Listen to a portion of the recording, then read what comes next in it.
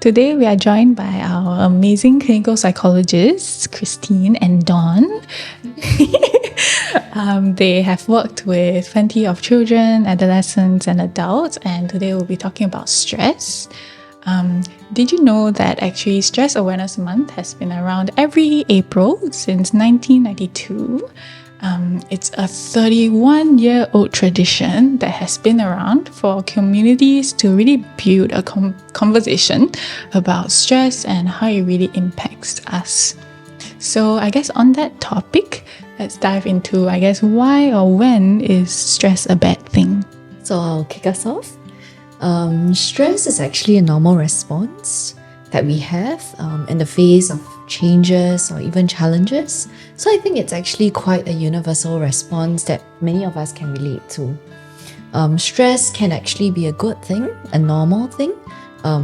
Some people call it eustress, where it drives us to achieve and to grow in ways that we might not have thought possible. So it basically stretches us, but it can become unhelpful or maladaptive when it's too extreme and it becomes distress. So distress is when we might experience overwhelming feelings of worry or anxiety, sadness, or different forms of emotional pain or unpleasant experiences. So when it's too intense, when it's prolonged or chronic, or when it starts to affect the way that we function or change who we are as a person. So these are just some warning signs that it might be taking a toll on us. So sounds like management is very important, but I guess the first step is always identifying these signs within us. So are there any areas of life or things that we can look out for specifically regarding our own functioning that we can look at to really know that stress is, oh my god, it's really getting really bad? So what Dawn mentioned earlier, so we always look at the functioning. So we look at different aspects of functioning like sleep, our appetite, as well as our ability to concentrate. So when this deteriorates, this is when we know that the stress is getting to us. Also, if you find yourself isolating from others, that's also another key area that we look out for. Hey, thank you. I guess then moving on to managing stress, what are some psychological approaches that really help us to manage stress? Well, there are quite a number of approaches out there. Many of them can be found online, on the web resource, through counseling sessions, etc. But one of the approaches that I personally really like and I usually use quite a bit with clients will be self-compassion.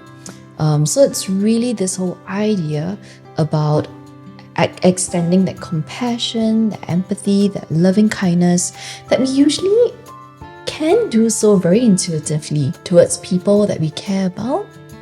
But we forget to do that for ourselves because, if we can be honest, and if I can be honest here, we tend to be the quite hard critics of ourselves. And, so it's really switching that around and asking yourself, how can I accept or how can I be more understanding of this difficult situation that I'm in?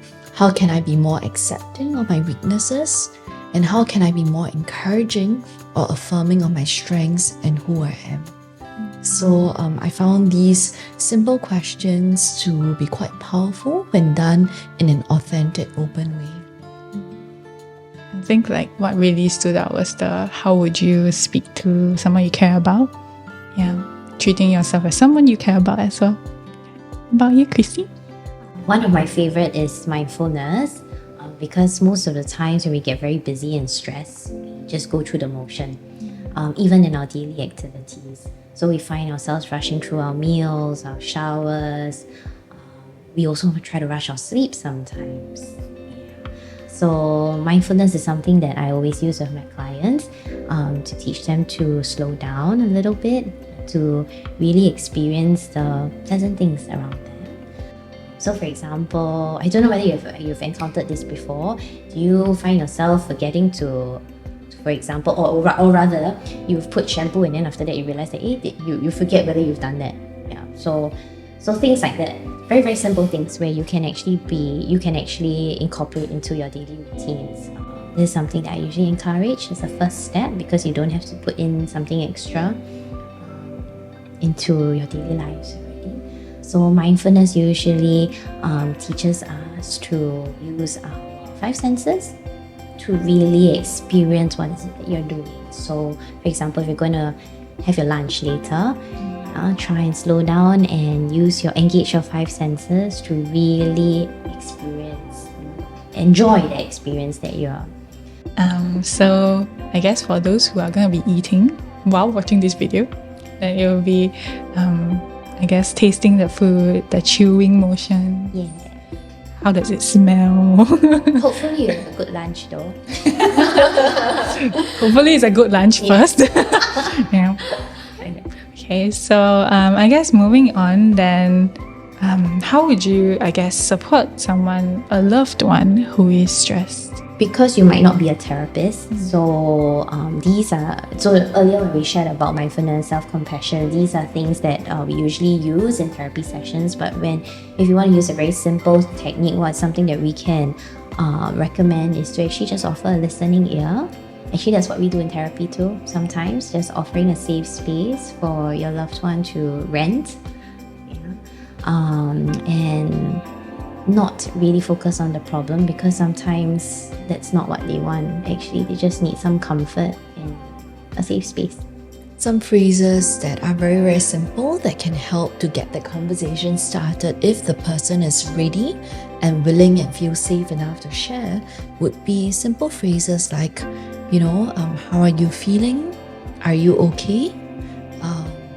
And if they give you a bit of, is it a conversational, how are you going? Or are you asking something more? You can always follow it up by saying, I'm actually quite concerned about how you're doing. I know that you're going through a difficult time, or something like that. And it might actually be helpful to ensure that you're in a conducive space. It's a quiet environment, private enough so that they're able to share if they're willing to. But it's really okay, and it's, nothing to do with you or nothing wrong that you're doing. If they're not, they might just not be ready personally. So just keep that conversation open and keep showing that you're available and that you are concerned for them. Are there any differences between colleagues who are concerned with each other about their stress levels? Wow, okay. I think that this can potentially be a sensitive issue. I know that, some people have expressed that concern when we start this conversation about colleagues and mental health, or workplace and mental health. But I think it really depends on the dynamic of the team and the relationship between individuals that we're talking about. So I think it can be probably, it's a generalization, but probably a bit easier when it's colleague to colleague or peer to peer. So I think peer support at the workplace is something that's very, very powerful and cannot be underestimated. So it can be done really like what Christine said, in practical ways, or, by lending a listening ear as a peer. I found it really helpful when colleagues kind of rally together to do some self-care activities, go for a run, engage in healthy lifestyle, whether it's physically or emotionally, after work. So that can also force us to, end work a bit earlier. And it's really a practical and fun way of taking care of ourselves and relieving stress that way.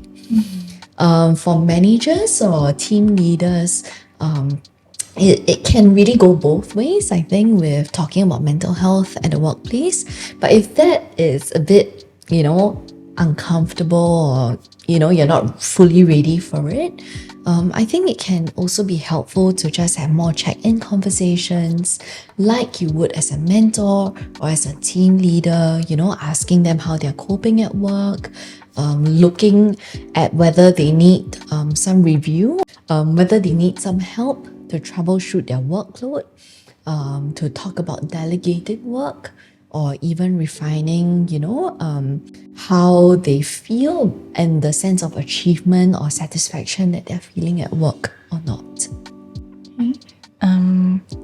I guess how would a manager really approach someone, I guess, if they are concerned about their well-being?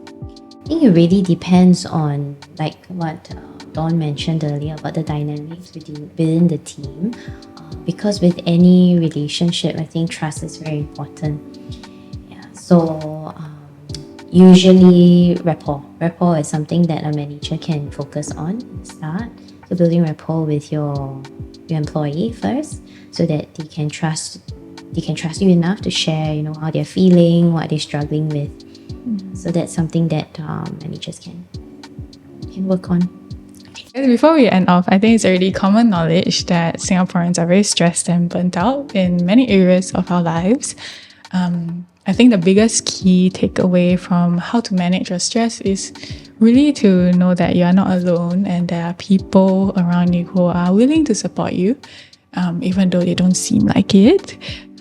They do care for your well-being, and we do care for your well-being. Okay, thank you to our psychologists for being here, and thank you to our listeners for tuning in. Stay tuned for our next episode, and bye-bye!